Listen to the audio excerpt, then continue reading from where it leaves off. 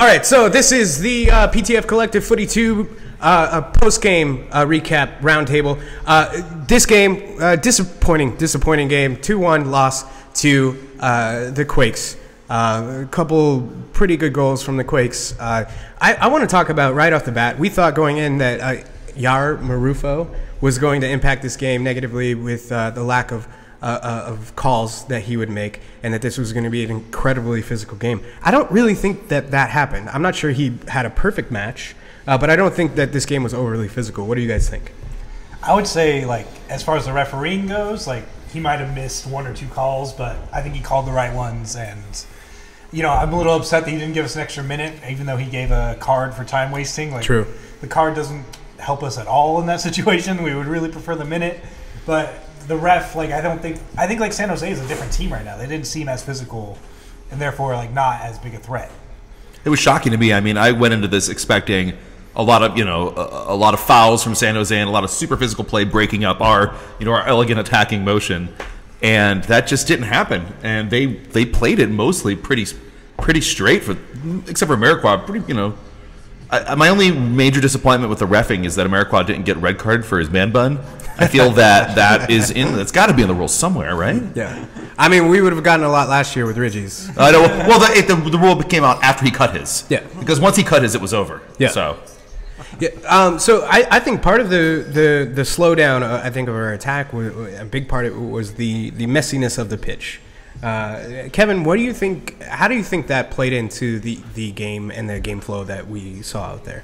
Well, if we want to talk about game states, we were attacking towards, or the end that we were attacking, there was a huge puddle. Okay, so there was a big lagoon between the edge of the center circle and the top of their box. I saw Brooke Shields there at the lagoon. Exactly, and the problem with that is that you can't build up play. So our attack was kind of neutered by that. We were castrated by the pitch. It was pretty much. It was dripping pitch. We didn't lay the wood. We were cuckolded by the grass. It was a wet and sloppy affair. I think the most direct thing that happened was Nagby had an attack going. He falls and slips in the mud. The San Jose turns it around, turns it into an attack that results in their first goal. So it was like we went from one end of the pit. It was end-to-end action just based on the simple fact that one guy couldn't stay standing in the soggy pitch. And I have to wonder if San Jose, if that was, because I was sitting there thinking, well, I don't think either team is playing to what they wanted, how they want to play. I didn't think either team was, but maybe it is their home stadium. Maybe it had been raining, it was some kind of monsoon there. I think there's 6 inches of water on the 3 inches of grass. I wonder if they won the coin toss. And they knew which end of the pitch was the best one to start. No, honestly, it's quite. I mean, it's your home field. You are familiar with it. They definitely attacked on the correct side for the first half. I mean, that was really to their advantage. Their game plan could have very well been: there's water on the pitch. Let's play around it. We know where the spots are. Yeah, simple. There's water there. I'm going to play over here, and it worked. Sadly, but it's your home field. Take advantage of what you know. It's not like we've never done that. That's true. So moving on to and maybe something that is our own doing. We wanted to see Valentin and Taylor come in, pressed into the lineup, come in and show us what they're made of. And I don't think that I will say this, I don't think they passed the test. And sadly, I think that they were the difference in this game. Now, what does that mean to you in the game flow of this game? How well did those two play? Or how poorly did they play? I don't think either of them passed the eye test. I frown upon Valentin more than Taylor between the two. In the goal that Ameriquois had, Taylor was way too far forward and too far to his left than he should have been as a center defender. So, yes, when Ameriquois came down and was getting that 40-yard shot off, Borchers could have closed him down, but Borchers was also left out there by himself because Taylor was still running from the other side of the field trying to catch up to him. He wasn't going to catch him. Valentin wasn't going to catch him. Chara was trying to and was going to get there, but I don't think anyone saw that 40-yard goal coming out. And that was nuts. That was crazy. And that happened on the left side. Both Taylor and Valentin at fault for that because neither of them were in position, and when they were out of position, neither of them were not even to remotely catch Ameriquois. Sadly. And Taylor mismarked Wondolowski on that goal. Kind of just let him run through the middle of the pitch. He did let him get on the inside and ball side. And Valentin kept him onside, too. Yeah. So it was a team effort right there. So, I mean, going back to what we were talking about before, if you didn't have Taylor and Valentin, let's say Clutie and Ridgewell were healthy and we replaced them, what kind of game would this have been? It could have very well been a 1-0, 2-0 Timbers win. I mean, 1-1 draw. Woulda, coulda, shoulda, but I don't think that we would have the same defensive lapses we've had. The giant holes, gaping wounds in our defense that they just ran right through, time and time again. And most of the time we managed to stop them, but I mean, not every time, unfortunately.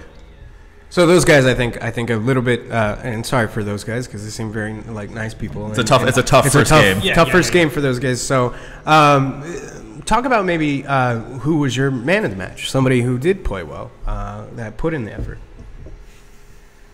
If I'm going to go with the man of the match, I'm going to say Borchers. Not because he didn't close down Ameriqua when maybe he could have, maybe he shouldn't have, doesn't matter. But if anything, for the last 10 minutes, just the pure effort that he gave, where he's like, screw everything, I want to get that ball, and I want to put it in the damn net. I want to get this team a point. Now, you can see, like he had the desire no, we are gonna get this point, and Jack Mack got it within a 1 goal, and Borchers just was doing he just like Hellberg. He was just doing everything he could to get his red beard on that ball and get it in that goal.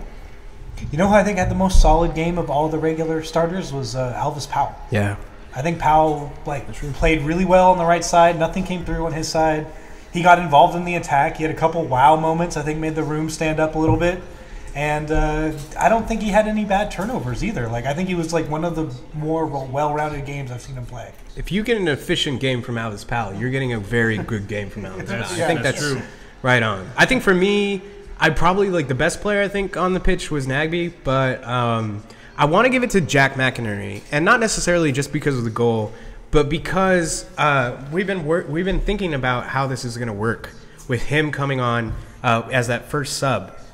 For the entire offseason, because him coming on for the first sub isn't the same as Urruti coming on for the first sub. It is a bit of a change in the way that the team attacks and the way the team is spaced. And for him to come in and be effective, even Grabavoy was kind of effective. For him to come in for the first minutes that he's played and be effective and show what he's capable of, I think is a really, really good sign. I'm sorry. So I think Nagbe really, but I'm going to give it to Jack. I'm going to go with my kind of usual answer, which is Chara. Oh, yeah. And the thing is that Chara, cheating to pick Chara. It sort of is, but he couldn't connect passes as well as he wanted to.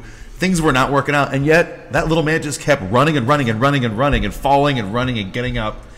And that's why if the Timbers lose, your default man of the match is always Diego Chara. Because you earlier mentioned the people that were really trying hard, and we haven't even mentioned Chara this entire time. I don't think for the most part, he's just there being Chara. Yeah, and we talked earlier about Borchers.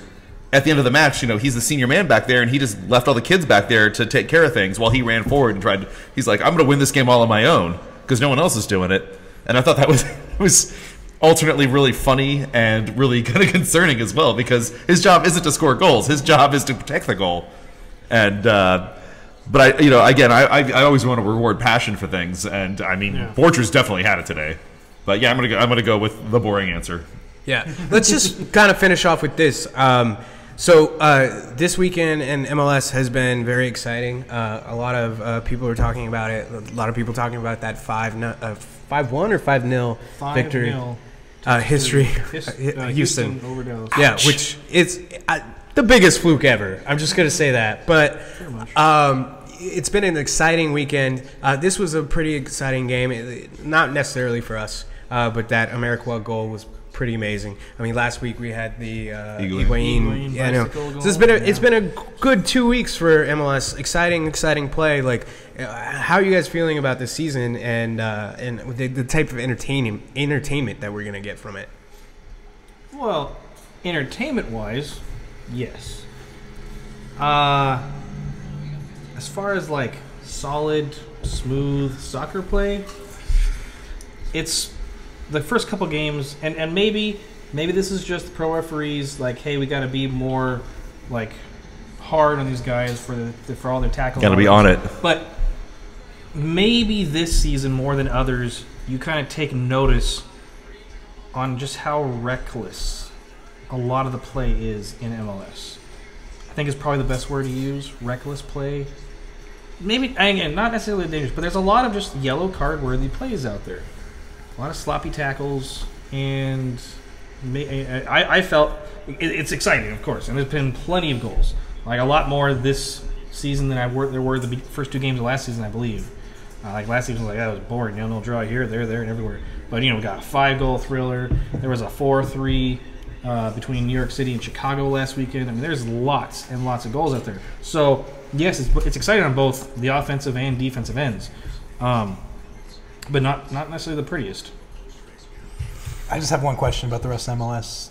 How many points does Seattle have? How many points does Vancouver have? Ironically, it rhymes with hero. I mean, I have 2 takeaways from this.